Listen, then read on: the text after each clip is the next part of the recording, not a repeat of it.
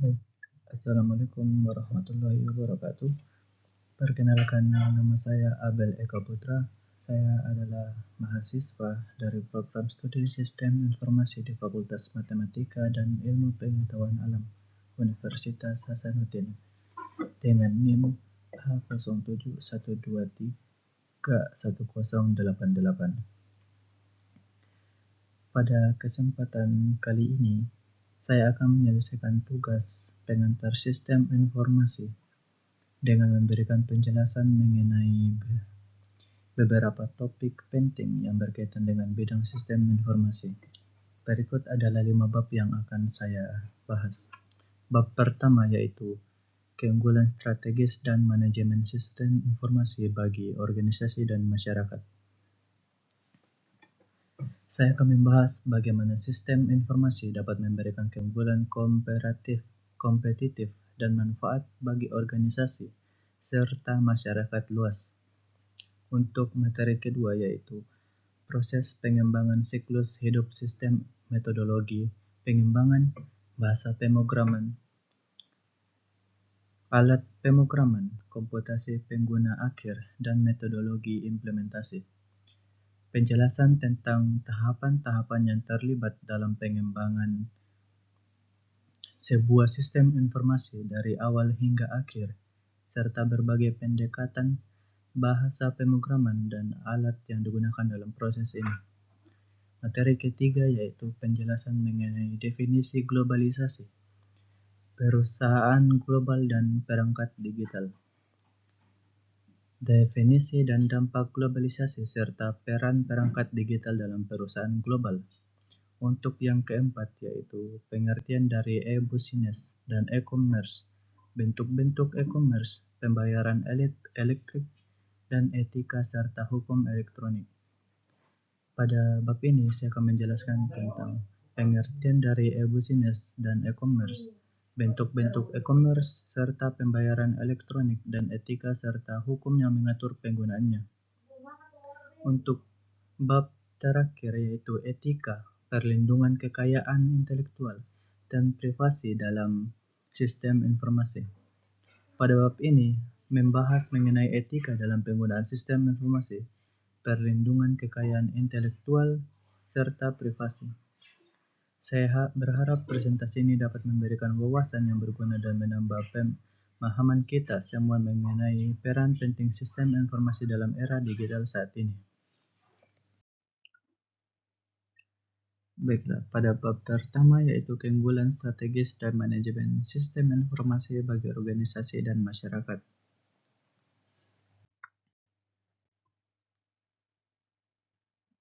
Sistem informasi memiliki peran yang sangat penting dalam meningkatkan keunggulan kompetitif dan strategis bagi organisasi. Dengan penerapan sistem informasi yang efektif, organisasi dapat mengoptimalkan proses bisnis, meningkatkan efisiensi operasional, dan mempercepat pengambilan keputusan. Selain itu, sistem informasi juga berfungsi sebagai alat yang vital dalam manajemen sumber daya informasi yang melibatkan pengumpulan, penyimpanan, dan analisis data untuk mendukung strategis organisasi. Artikel ini membahas pentingnya sistem informasi dalam berbagai aspek, mulai dari pengaruhnya terhadap kinerja organisasi hingga manfaatnya bagi masyarakat. Dengan studi kasus dan contoh konkret, artikel ini menggambarkan bagaimana manajemen yang tepat atas sistem informasi dapat menghasilkan nilai tambah yang signifikan baik dalam konteks bisnis maupun sosial, yang dimana sistem informasi adalah elemen krusial dalam peningkatan keunggulan kompetitif dan strategis organisasi. Dengan penerapan yang efektif, sistem informasi dapat mengoptimalkan proses bisnis, meningkatkan efisiensi operasional, serta mempercepat pengambilan keputusan. Selain itu, sistem ini berperan penting dalam manajemen sumber daya informasi, termasuk pengumpulan, penyimpanan, dan analisis data untuk mendukung strategis organisasi. Artikel ini menyoroti dampak positif sistem informasi terhadap kinerja organisasi dan manfaatnya bagi masyarakat, disertai studi kasus dan contoh konkret yang mengilustrasikan nilai tambahnya dalam konteks bisnis dan sosial. Pertama-tama mari kita jelaskan tentang pengertian sistem informasi.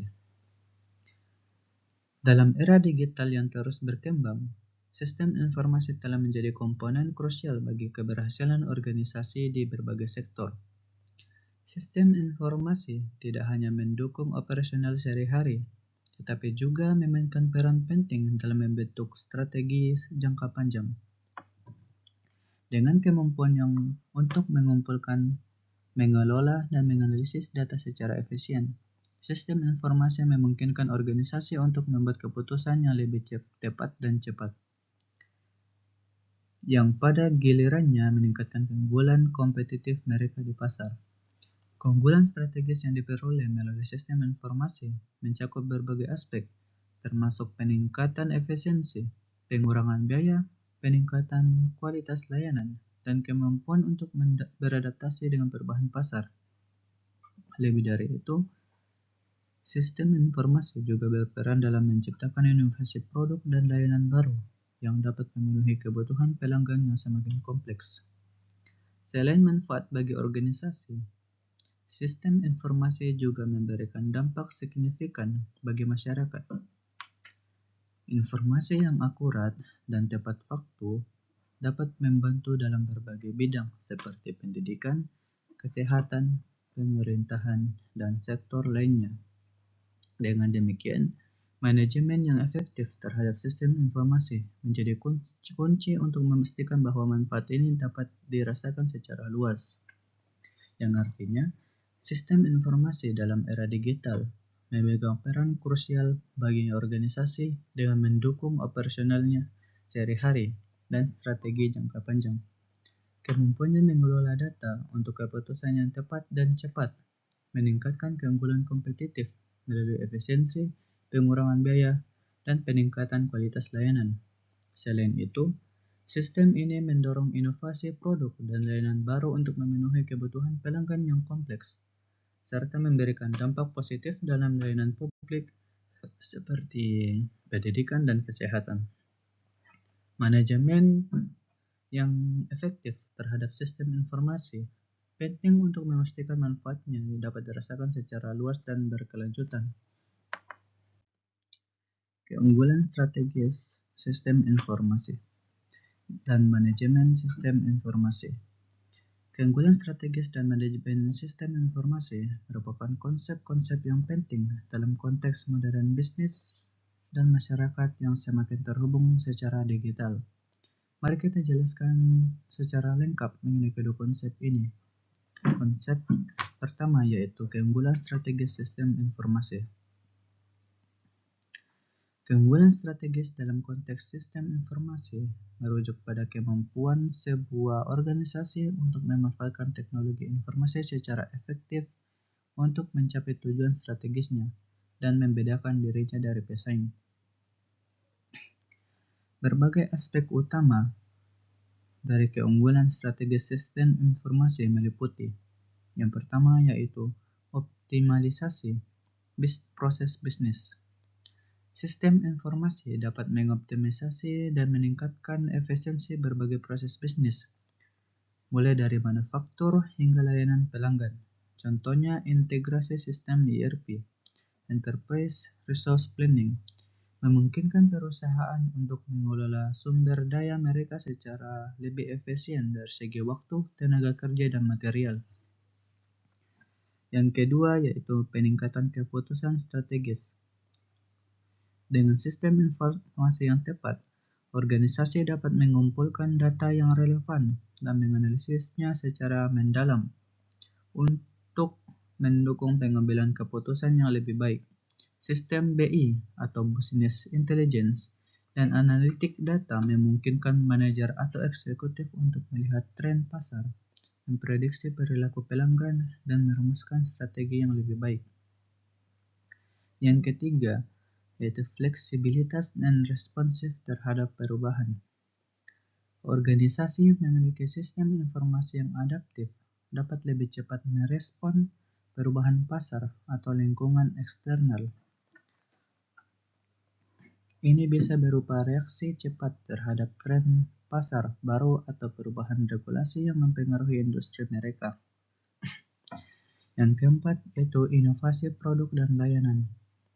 Sistem informasi memfasilitasi proses inovasi dengan memungkinkan kolaborasi internal yang lebih baik, akses yang lebih mudah ke data penelitian dan pengembangan, serta pemahaman yang lebih baik tentang kebutuhan pasar.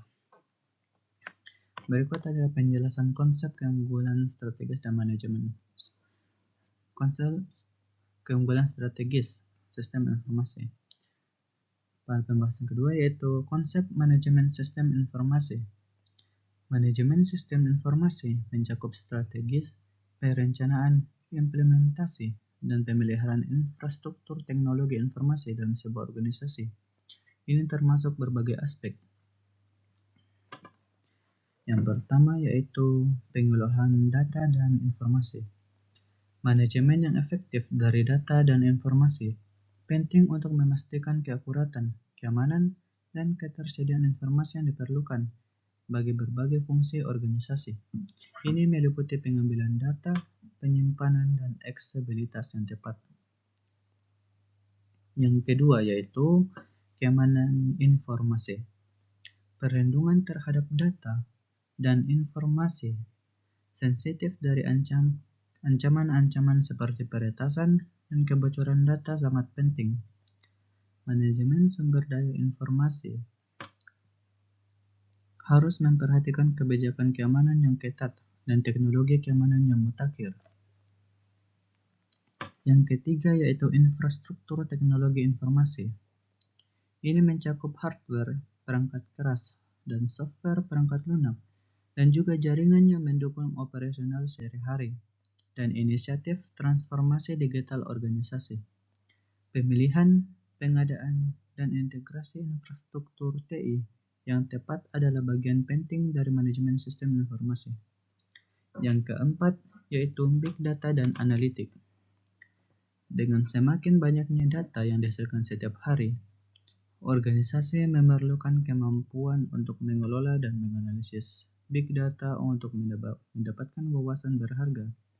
Ini mencakup penggunaan teknologi analitik untuk mengambil keputusan yang lebih baik dan prediktif.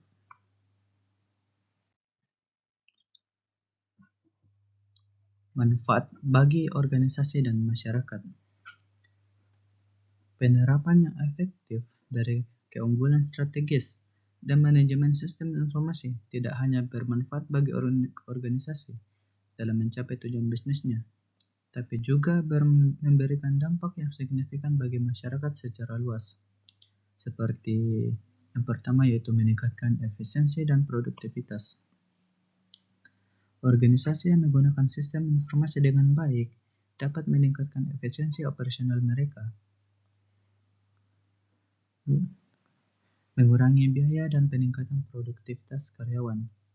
Yang kedua, peningkatan layanan publik, yang di mana pemerintah dan lembaga publik dapat memanfaatkan sistem informasi untuk menyediakan layanan yang lebih baik kepada masyarakat, seperti pelayanan kesehatan dan pendidikan yang lebih efisien.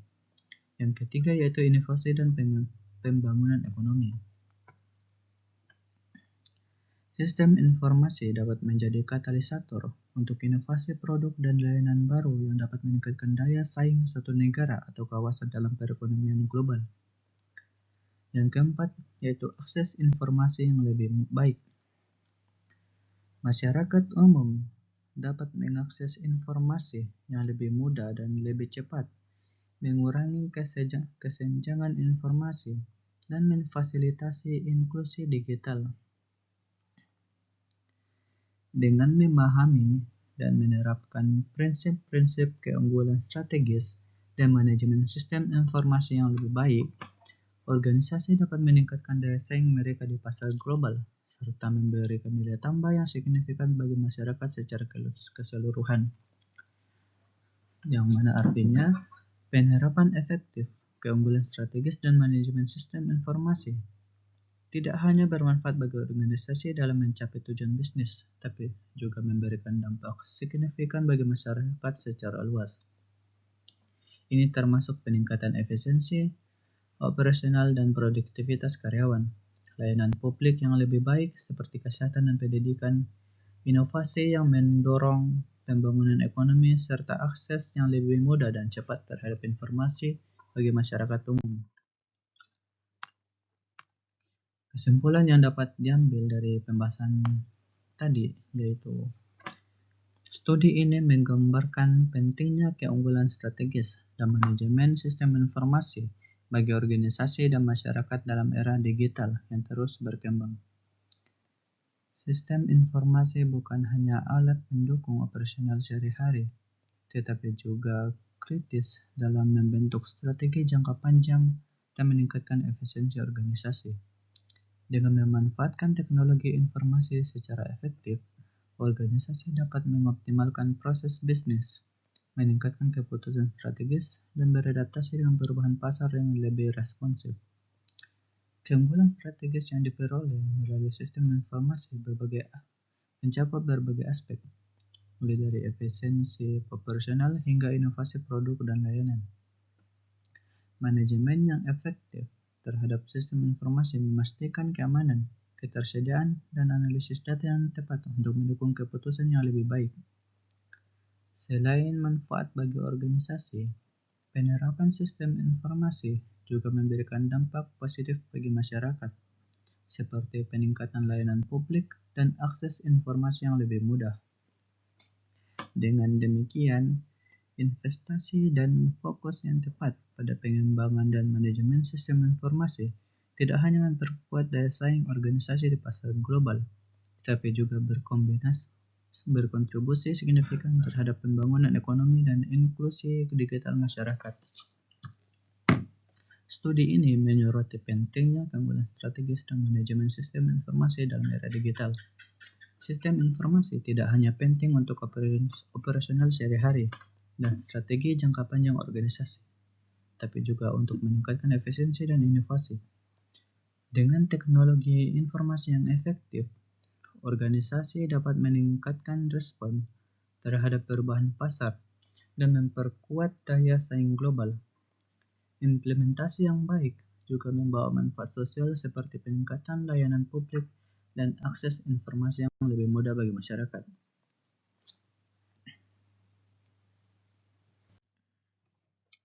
Baik, sekarang kita akan masuk pada bab 2 yang memiliki materi yaitu proses pengembangan siklus hidup sistem, metodologi pengembangan, bahasa pemrograman, alat pemrograman, komputasi pengguna akhir, dan metodologi implementasi.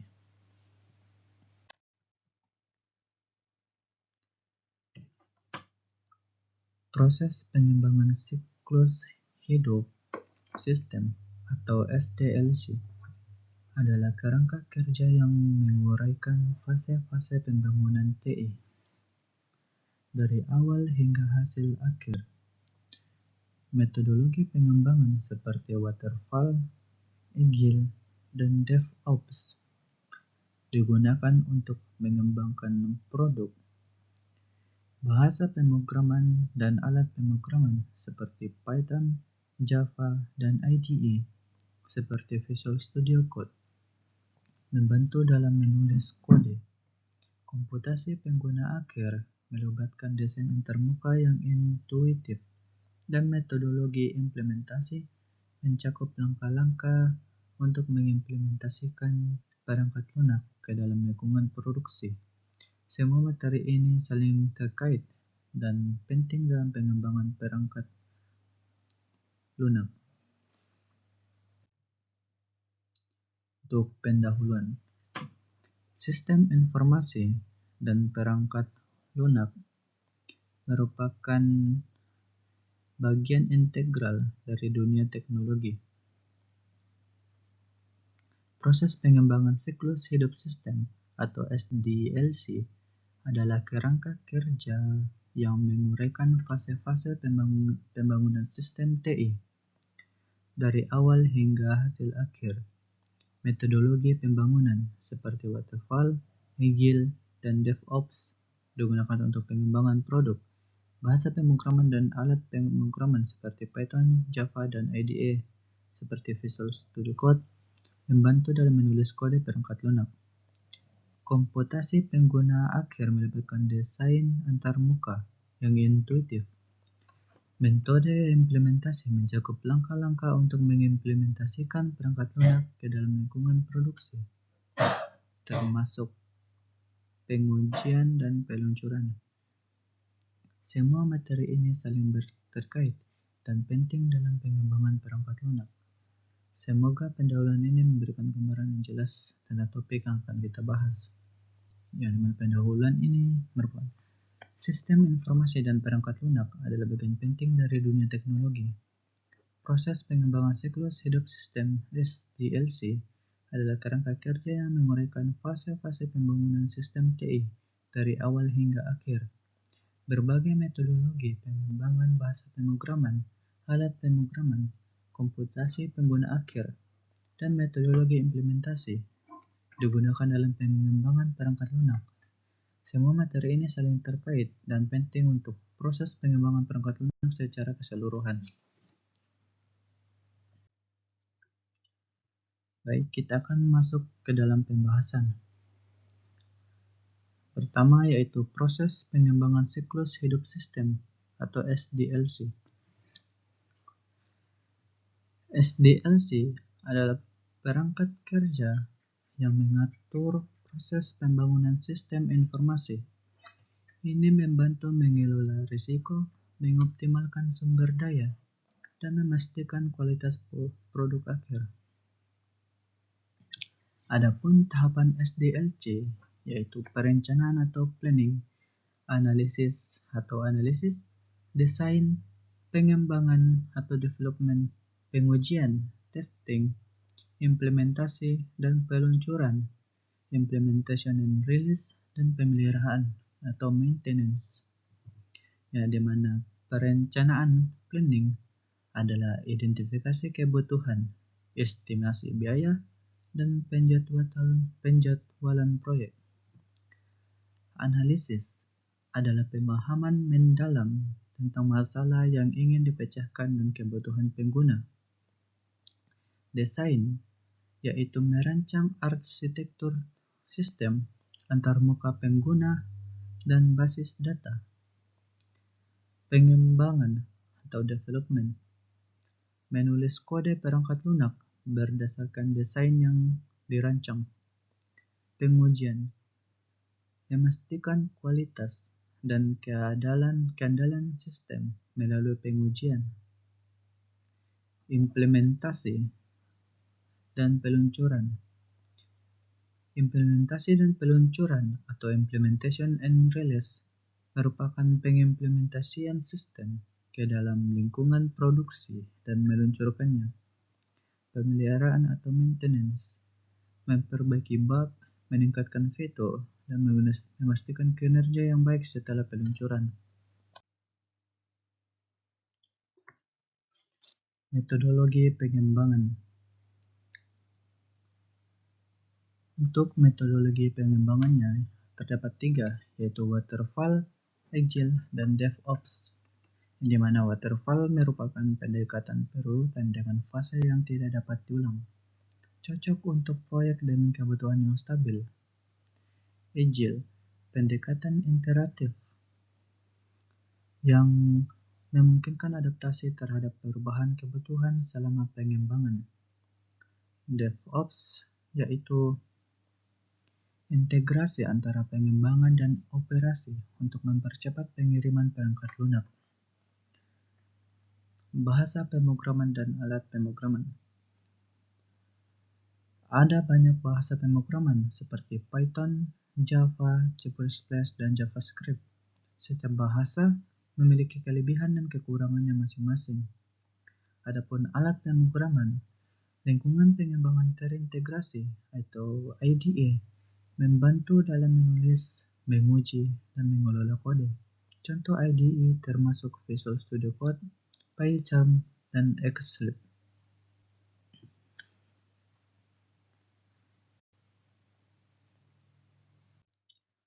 Baik, submateri selanjutnya yaitu komputasi pengguna akhir. Yang pertama yaitu antarmuka pengguna UI. Desain UI yang intuitif. Desain antarmuka pengguna yang baik harus intuitif. Artinya, pengguna dapat dengan mudah memahami dan menggunakan sistem tanpa memerlukan banyak bantuan atau pelatihan. Antarmuka yang intuitif membantu meningkatkan efisiensi dan efektivitas interaksi pengguna dengan sistem. Ini mencakup elemen-elemen visual seperti tombol, icon, menu, dan tata letak yang mudah dipahami dan digunakan oleh pengguna. Yang kedua yaitu user experience. Fokus pada pengalaman pengguna secara keseluruhan, yang berarti user experience mencakup semua aspek interaksi pengguna dengan sistem, termasuk kemudahan penggunaan, kepuasan pengguna, dan efisiensi pengguna. Fokus UX adalah memastikan bahwa pengguna merasa nyaman dan puas saat menggunakan sistem, yang mencakup desain antarmuka, navigasi, responsivitas, dan interaksi secara keseluruhan. Pengalaman pengguna yang baik dapat meningkatkan produktivitas dan kepuasan pengguna. Submateri yang selanjutnya yaitu metodologi implementasi, yang mana berisi pengujian, peluncuran, pemeliharaan.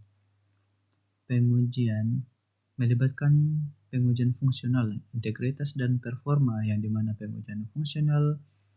pengujian ini memastikan bahwa semua fitur dan fungsi dari sistem berjalan sesuai dengan yang diharapkan dan sesuai dengan spesifikasi yang telah ditentukan. Adapun pengujian integrasi, yaitu pengujian yang memastikan bahwa berbagai komponen atau modul dari sistem dapat berinteraksi tanpa ada konflik atau masalah. Pengujian performa yaitu mengevaluasi kinerja sistem di bawah berbagai kondisi, termasuk beban kerja tinggi, untuk memastikan bahwa sistem tetap stabil dan responsif.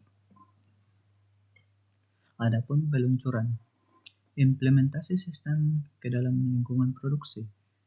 Tahap ini melibatkan perpindahan sistem dari lingkungan pengembangan atau pengujian ke lingkungan produksi, di mana sistem akan digunakan oleh pengguna akhir. Ini adalah langkah penting untuk memastikan bahwa sistem siap digunakan secara luas dan dapat memenuhi kebutuhan pengguna. Yang ketiga yaitu pemeliharaan. Memastikan sistem tetap berfungsi dengan baik setelah peluncuran. Setelah sistem diluncurkan, perlu ada pemantauan berkelanjutan untuk memastikan bahwa sistem tetap berfungsi dengan baik.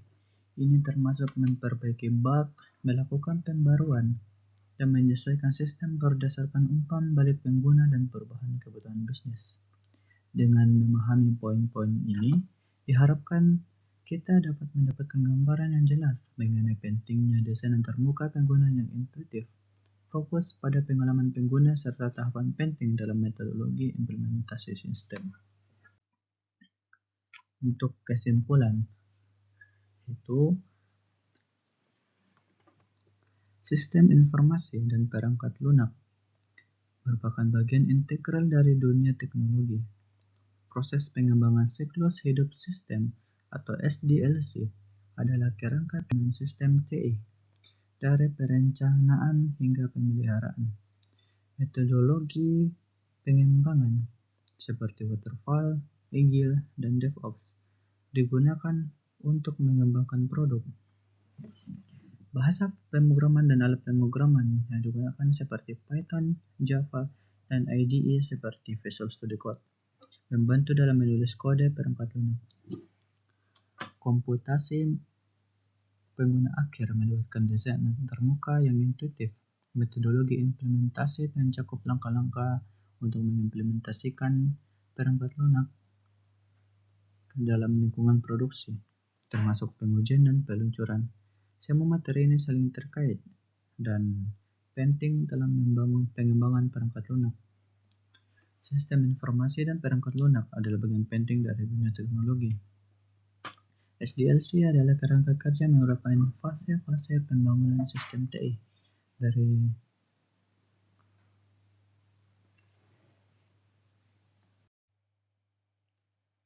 baik untuk bab ketiga yaitu penjelasan mengenai definisi globalisasi, perusahaan global dan perangkat digital. Globalisasi adalah proses yang menghubungkan dan mengintegrasikan ekonomi, sosial, budaya, dan politik di seluruh dunia. Ini memungkinkan pertukaran barang, jasa, ide, budaya, dan informasi antar negara dan wilayah menjadi lebih mudah dan cepat. Perusahaan global adalah entitas bisnis yang beroperasi di berbagai negara dan memiliki jaringan yang luas. Perusahaan-perusahaan ini memanfaatkan globalisasi untuk menjangkau pasar internasional, memperkenalkan produk, dan berkolaborasi secara global. Kemajuan teknologi, terutama dalam komunikasi, memainkan peran penting dalam memfasilitasi ekspansi perusahaan global. Selain itu, perangkat digital merujuk pada alat, perangkat, dan sistem yang digunakan untuk menciptakan, mengembangkan, dan menerapkan solusi. Dalam era globalisasi, perangkat digital memainkan peran kunci dalam mempercepat pertukaran informasi dan memungkinkan kolaborasi lintas batas geografis, termasuk internet, telepon seluler, dan teknologi komunikasi lainnya. Singkatnya, globalisasi adalah proses yang menghubungkan dan mengintegrasikan ekonomi, sosial, budaya, dan politik di seluruh dunia. Ini memungkinkan pertukaran barang, jasa, ide, atau budaya dan informasi antar negara dan wilayah menjadi lebih mudah dan cepat. Perusahaan global adalah entitas bisnis yang beroperasi di berbagai negara dan memiliki jaringan yang luas. Perusahaan-perusahaan ini memanfaatkan globalisasi untuk menjangkau pasar internasional, memperkenalkan produk, dan berkolaborasi secara global. Dalam era globalisasi, perangkat digital memainkan peran kunci dalam mempercepat pertukaran informasi dan memungkinkan kolaborasi lintas batas geografis, termasuk internet, telepon seluler, dan teknologi komunikasi.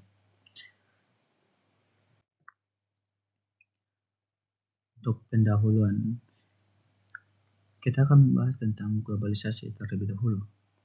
Globalisasi adalah fenomena yang telah mengubah dunia secara signifikan.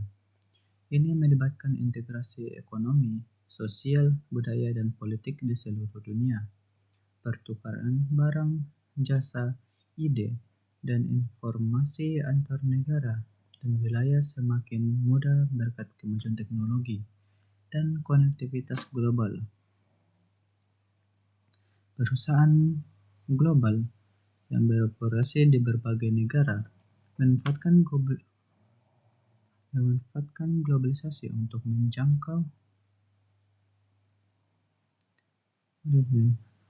globalisasi untuk menjangkau pasar internasional dan berkolaborasi secara global. Perusahaan global yang beroperasi di berbagai negara memanfaatkan globalisasi untuk menjangkau pasar internasional dan berkolaborasi secara global. Di era digital, perangkat digital seperti internet dan telepon seluler memainkan peran penting dalam memfasilitasi pertukaran informasi dan kolaborasi lintas batas geografis. Sekarang kita akan masuk ke dalam pembahasan inti. Globalisasi, perusahaan global, dan perangkat digital adalah konsep-konsep yang saling terkait dan memainkan peran penting dalam dunia modern. Mari kita bahas lebih detail tentang masing-masing topik. Definisi globalisasi. Globalisasi mengacu pada proses integrasi ekonomi, sosial, budaya, dan politik di seluruh dunia. Ini melibatkan pertukaran barang, jasa, ide, dan informasi antar negara dan wilayah. Adapun integrasi global yaitu memungkinkan pertukaran yang lebih mudah dan cepat antar negara dan wilayah. Faktor-faktor globalisasi. Faktor-faktor globalisasi ada 4, yaitu teknologi komunikasi, perdagangan bebas, migrasi, dan investasi asing. Adapun teknologi komunikasi adalah pengembangan teknologi komunikasi seperti internet dan telepon seluler. Hal itu memungkinkan pertukaran informasi secara global. Yang kedua yaitu perdagangan bebas.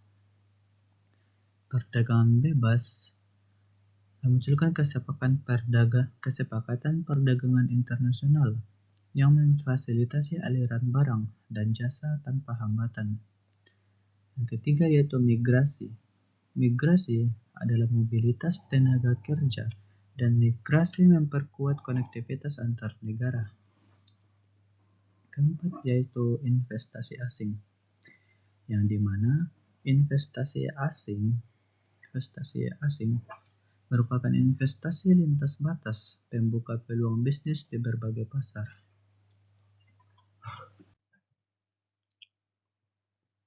Dampak globalisasi. Mari kita membahas tentang dampak positif dan dampak negatif dari globalisasi. Adapun dampak positifnya yaitu pertumbuhan ekonomi, meningkatkan produksi dan konsumsi global, pertukaran budaya, memperkaya kebudayaan lokal melalui interaksi budaya asing. Kolaborasi ilmiah memungkinkan penelitian dan inovasi global, peningkatan kualitas hidup, akses yang lebih luas ke barang dan jasa. Adapun dampak negatifnya yaitu ketidaksetaraan, meningkatkan kesenjangan ekonomi antar negara dan individu, hilangnya identitas budaya. Budaya lokal terancam oleh dominasi budaya global. Kerentanan terhadap krisis global, yang berarti keterkaitan ekonomi membuat rentan terhadap krisis global.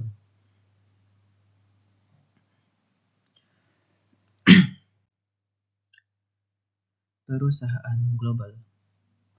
Definisinya, perusahaan global adalah perusahaan yang beroperasi di berbagai negara dan memiliki jaringan operasi yang luas. Mereka memanfaatkan keuntungan globalisasi untuk 1. Mengakses pasar internasional. Yang kedua, mengurangi biaya produksi. Yang ketiga, berkolaborasi dengan mitra global. Adapun yang dimaksud dengan mengakses pasar internasional yaitu memperluas operasinya ke pasar luar negeri untuk meningkatkan basis pelanggan dan pendapatan. Dan adapun pengertian dari mengurangi biaya produksi yaitu mengalihkan produksi ke negara-negara dengan biaya tenaga kerja dan material yang lebih rendah untuk meningkatkan efisiensi. Yang ketiga yaitu berkolaborasi dengan mitra global, bekerja sama dengan perusahaan lain di seluruh dunia untuk inovasi, penelitian, dan pengembangan produk. Kita dapat melihat contoh yang terjadi sekarang seperti Apple beroperasi di seluruh dunia dengan pabrik produksi di beberapa negara dan jaringan distribusi global.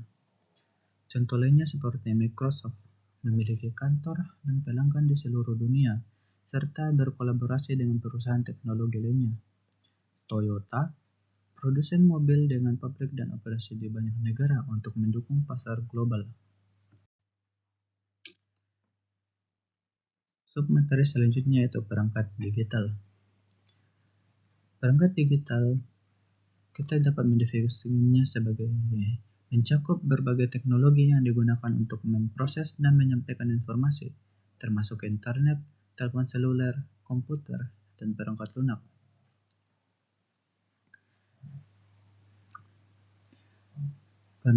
Yang digunakan untuk menciptakan, mengembangkan, dan menerapkan solusi digital. Peran perangkat digital. Internet memfasilitasi pertukaran informasi secara global, memungkinkan e-commerce, kolaborasi bisnis, dan komunikasi lintas batas. Telepon seluler memberikan akses mudah ke layanan digital, kemungkinan komunikasi yang lebih cepat dan efisiensi, serta akses ke berbagai aplikasi. Teknologi komputer digunakan untuk pengelolaan data, analisis, dan penerapan kecerdasan buatan, mendukung berbagai fungsi bisnis dan penelitian ilmiah. Kesimpulannya, globalisasi memfasilitasi pertukaran lintas batas dalam berbagai aspek kehidupan, termasuk ekonomi, budaya, politik. Perusahaan global memanfaatkan globalisasi untuk mengakses pasar internasional dan berkolaborasi dengan mitra di seluruh dunia. Kemajuan teknologi, terutama perangkat digital, memainkan peran kunci dalam mempercepat pertukaran informasi dan memungkinkan kolaborasi lintas batas geografis. Semua ini membentuk dunia yang semakin terhubung dan kompleks, dengan peluang dan tantangan yang perlu dikelola dengan bijaksana. Baik, untuk materi bab keempat yaitu pengertian dari e-business dan e-commerce, bentuk pembayaran elektronik, etika, dan hukum elektronik. Adapun yang akan dibahas pada penjelasan kali ini yaitu pengertian e-business, pengertian e-commerce, bentuk-bentuk e-commerce, pembayaran elektronik, etik dan hukum elektronik. Baik, dalam era digital yang semakin maju, pengertian dan penerapan e-business dan e-commerce menjadi krusial dalam pengembangan bisnis modern. E-business merujuk pada penggunaan teknologi informasi dan komunikasi untuk mendukung berbagai proses bisnis, sementara e-commerce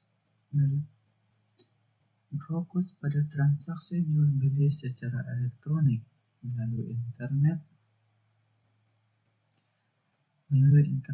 Bentuk-bentuk e-commerce meliputi business to consumer B2C, business to business, customer to customer, dan customer to business, dengan masing-masing model penyesuaian kebutuhan pasar dan interaksi antar pelaku bisnis. Pembayaran elektronik seperti kartu kredit, kartu debit, e-wallet, dan transfer bank online menggantikan pembayaran tunai atau cek, memberikan kemudahan, kecepatan, dan keamanan dalam transaksi digital. Etika dan hukum elektronik menjadi pilar penting dalam bisnis digital. Dengan etika mencakup prinsip-prinsip moral dan tanggung jawab seperti perlindungan data pribadi dan transparansi. Sementara hukum menyediakan kerangka regulasi yang mengatur aspek e-business dan e-commerce, termasuk perlindungan konsumen, hak cipta, dan keamanan siber. Kepatuhan terhadap etika dan hukum Ini esensial untuk membangun kepercayaan dan kredibilitas dalam ekosistem bisnis digital, sehingga bisnis dapat memanfaatkan teknologi digital secara efektif untuk mencapai pertumbuhan dan kesuksesan jangka panjang. Singkatnya, dalam era digital, bisnis dan e-commerce menjadi krusial dalam bisnis modern. E-bisnis menggunakan teknologi informasi untuk mendukung proses bisnis, sementara e-commerce fokus pada transaksi jual beli elektronik melalui internet. Bentuk bentuk bentuk e-commerce meliputi B2C, B2B, C2C, dan C2B, menyesuaikan kebutuhan pasar dan interaksi antar pelaku bisnis. Pembayaran elektronik seperti kartu kredit, debit, e-wallet, dan transfer bank online menggantikan pembayaran tunai, memberikan kemudahan, kecepatan, dan keamanan. Etika dan hukum elektronik yang mencakup perlindungan data pribadi dan kerangka regulasi esensial untuk membangun kepercayaan dan kredibilitas, memungkinkan bisnis memanfaatkan teknologi digital pertumbuhan jangka panjang. Pendahuluan. Baik, di era globalisasi dan revolusi industri 4.0, teknologi informasi dan komunikasi, atau bisa disingkat TIK, telah menjadi elemen fundamental yang mengubah berbagai aspek kehidupan manusia, termasuk dalam dunia bisnis. Perkembangan internet dan inovasi digital telah melahirkan konsep e-bisnis dan e-commerce yang mengintegrasikan teknologi ke dalam proses bisnis dan transaksi jual beli. E-bisnis mencakup seluruh aspek bisnis yang didukung oleh teknologi, mulai dari pemasaran, produksi, distribusi, hingga manajemen sumber daya. Sementara itu, e-commerce lebih fokus pada aspek transaksi komersial yang dilakukan secara elektronik melalui platform online. Dengan adanya berbagai bentuk e-commerce seperti B2C, B2B, C2C, dan C2B, para pelaku bisnis dapat memilih model yang paling sesuai dengan kebutuhan dan karakteristik pasar mereka.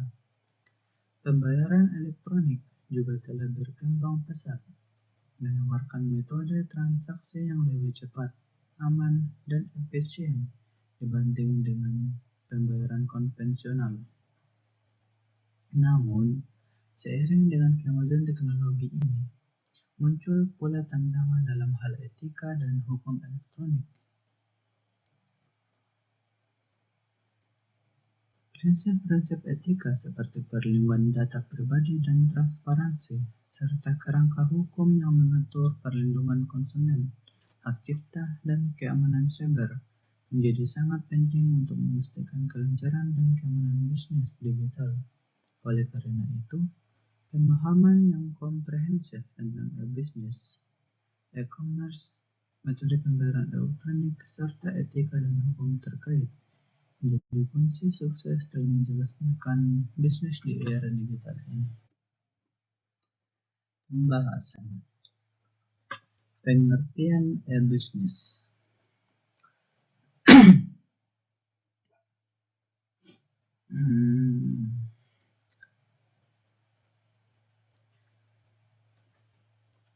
Pengertian e-bisnis. E-bisnis lebih luas daripada e-commerce. Ini mencakup semua kegiatan bisnis yang dilakukan melalui internet atau teknologi online. E-bisnis tidak hanya terbatas pada transaksi jual beli, tetapi juga mencakup edukasi masyarakat mengenai transaksi online.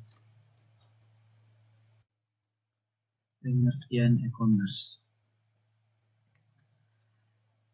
E-commerce merujuk pada proses jual beli barang dan jasa melalui platform digital. Ini mencakup transaksi online, mulai dari pembelian produk hingga pembayaran digital. E-commerce memungkinkan bisnis merentangkan sayapnya tanpa batas geografis dan memudahkan konsumen mengakses produk dari berbagai belahan dunia. Bentuk-bentuk e-commerce. Yang e-commerce memiliki 4 bentuk, yaitu business to business, business to consumer, consumer to consumer, consumer to business. Pada B2B, transaksi antara bisnis satu dengan bisnis lainnya. Contohnya, produsen bahan baku menjual kebutuhan barang dan jasa dengan kuantitas besar kepada pengusaha pembuatan produk. Adapun business to consumer, yaitu transaksi langsung antara produsen dan konsumen akhir, contohnya toko online seperti Tokopedia dan Shopee. Adapun consumer to consumer, yaitu transaksi antara konsumen dengan konsumen lainnya, misalnya platform jual beli barang bekas. Dan keempat yaitu consumer to business. Konsumer menawarkan produk atau jasa kepada bisnis, contohnya influencer yang bekerja sama dengan merek untuk mempromosikan produk. Submateri yang keenam yaitu pembayaran elektronik. Pembayaran elektronik adalah pembayaran yang dilakukan secara digital tanpa menggunakan uang tunai.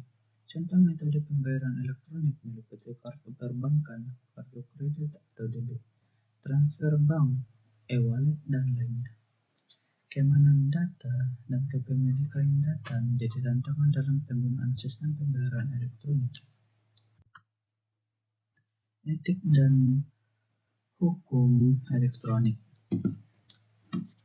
Personalized medicine, pengobatan yang mempertimbangkan genomik pasien, tantangan etika dan hukum dalam penggunaan rekam medis elektronik dalam personalized medicine meliputi keamanan data, tanggung jawab hukum, diskriminasi genomik, dan perubahan hubungan dokter dan pasien. Regulasi. Indonesia perlu memberikan regulasi lebih lanjut mengenai penggunaan rekam medis elektronik agar sesuai dengan etik hukum yang berlaku. Dari pembahasan tadi kita dapat menarik kesimpulan sebagai berikut. Dalam era digital yang semakin maju, e-bisnis dan e-commerce memainkan peran penting dalam pengembangan bisnis modern. E-bisnis mencakup seluruh aspek bisnis yang didukung oleh teknologi, sementara e-commerce berfokus pada transaksi jual beli melalui internet. Berbagai bentuk e-commerce seperti B2B, B2C, C2C, dan C2B memberikan fleksibilitas bagi bisnis untuk memenuhi kebutuhan pasar yang beragam. Pembayaran elektronik, termasuk kartu kredit, e-wallet, dan transfer bank online, menawarkan kemudahan dan keamanan dalam transaksi digital. Namun, dalam perkembangan teknologi ini, muncul tantangan dalam hal etika dan hukum elektronik. Prinsip-prinsip etika seperti perlindungan data pribadi dan transparansi, serta regulasi yang mengatur perlindungan konsumen, hak cipta, dan keamanan cyber menjadi sangat penting. Kepatuhan terhadap etika dan hukum ini esensial untuk membangun kepercayaan dan kredibilitas dalam ekosistem bisnis digital. Pemahaman yang mendalam tentang e-bisnis, e-commerce, metode pembayaran elektronik, serta etika dan hukum yang terkait adalah kunci yang sukses dalam menjalankan bisnis di era digital ini.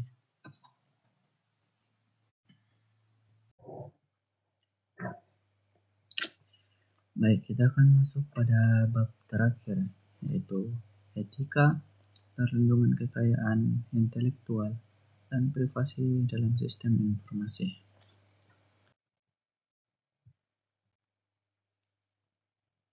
Globalisasi merupakan fenomena integrasi ekonomi, politik, dan sosial antar negara yang menghasilkan interkoneksi global yang mendalam.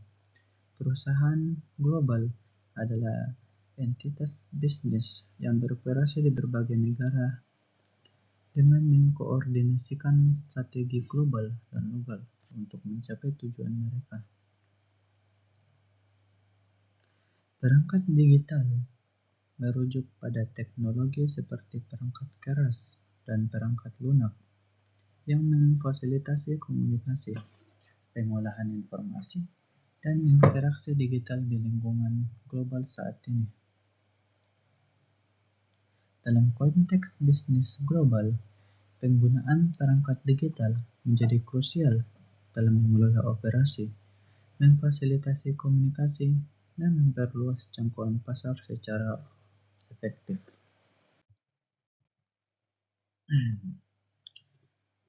Dalam era globalisasi yang semakin mengintensifkan interaksi antar negara, konsep globalisasi mencakup integrasi yang mendalam dalam bidang ekonomi, politik, dan sosial. Perubahan global menjadi fenomena yang mencerminkan adaptasi terhadap lingkungan bisnis yang semakin terhubung secara global, di mana entitas bisnis mengintegrasikan strategi global dan lokal untuk mengoptimalkan operasi mereka di berbagai pasar. Perangkat digital dalam konteks ini mengacu pada teknologi modern seperti perangkat keras dan perangkat lunak yang tidak hanya memfasilitasi komunikasi lintas batas, tetapi juga memperluas kemampuan perusahaan untuk beradaptasi dan bersaing dalam lingkungan bisnis global yang dinamis.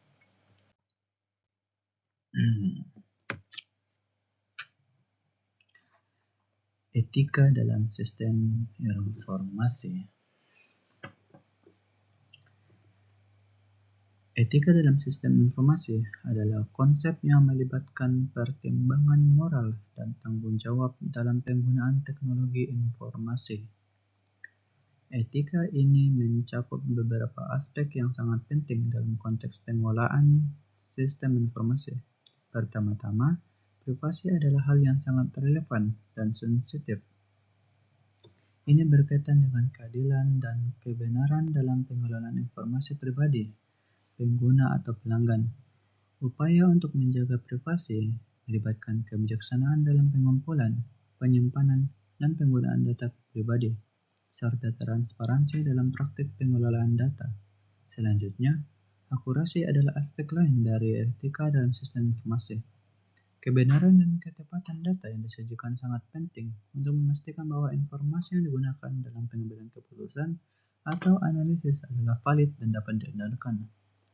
Kemudian, ada juga aspek properti yang mencakup hak cipta dan paten yang melindungi kekayaan intelektual. Perlindungan hukum ini diberikan kepada pencipta atau pemilik hak atas karya atau inovasi tertentu dan melarang penduplikasian atau penggunaan tanpa izin. Terakhir, akses adalah aspek etika lainnya yang penting dalam sistem informasi. Ini berkaitan dengan hak akses terhadap informasi, di mana penting untuk memastikan bahwa informasi tersebut dapat diakses oleh pihak yang berwenang, namun juga menjaga keamanan dan kerahasiaan dari pihak yang tidak berwenang. Secara singkat, konsep yang melibatkan pertimbangan moral dan tanggung jawab dalam penggunaan teknologi informasi mencakup privasi, akurasi, properti, dan akses.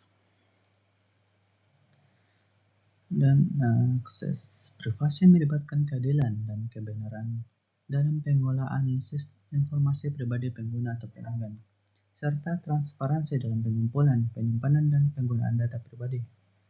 Akurasi menekankan pentingnya kebenaran dan ketepatan data untuk memastikan informasi yang valid dan dapat diandalkan dalam pengambilan keputusan atau analisis. Properti mencakup hak cipta dan paten yang melindungi kekayaan intelektual Dilarang penduplikasian atau penggunaan tanpa izin.